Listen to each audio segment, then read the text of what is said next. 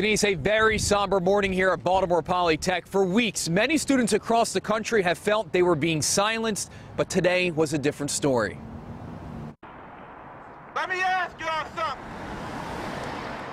Are y'all used to it? A powerful scene at Baltimore Polytech. We entirely underestimate the power of a gun. Hundreds of students turning their anger and grief into a call for action by walking out of class and honoring the victims killed in Florida. It doesn't seem right that children are being allowed to die in this country. The show of support is part of a nationwide movement. Students across the country pushing for stricter gun laws, worried that without help, their fears will soon be reality. I'm just afraid that trying to go from my English class to my math class, I'm going to be shot, and I'm afraid that my mother is going to have to identify my body. Students laid on the ground and sat in silence for 17 minutes, honoring the 17 victims gunned down at Stoneman Douglas High. To see the many people that's laying down right now, it gives me hope that we can have the opportunity to show that this is what change can do. It's a movement that was mirrored nationwide on Wednesday. In Baltimore County, students at Franklin High also joined in. A similar scene in Silver Spring at Montgomery Blair High School.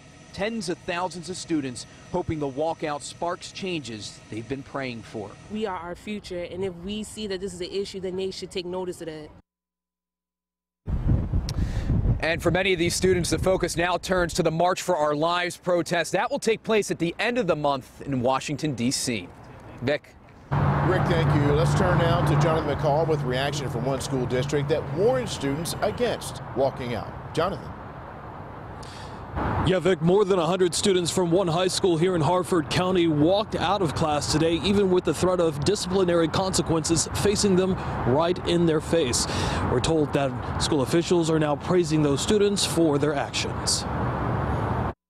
As student walkouts swept across America on Wednesday, more than 100 students at C. Milton Wright High School in Harford County joined in unity, calling for tougher gun laws. But this sign of solidarity at the school goes even deeper.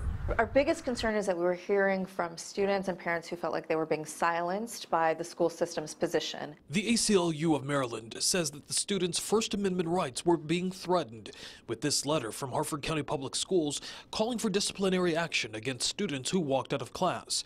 The district called the walkout a threat to public safety. But despite the warning, students stood up for changing gun laws and against the district, even though some tweeted that the letter kept them away. That students do have a right to participate. They can face consequences, but the school system can't say, we're going to punish you more harshly because you're making a political statement. In a statement to WJZ, Harford County Public Schools says in part, quote, participation in the national walkout was limited and orderly. Our students were respectful and poised.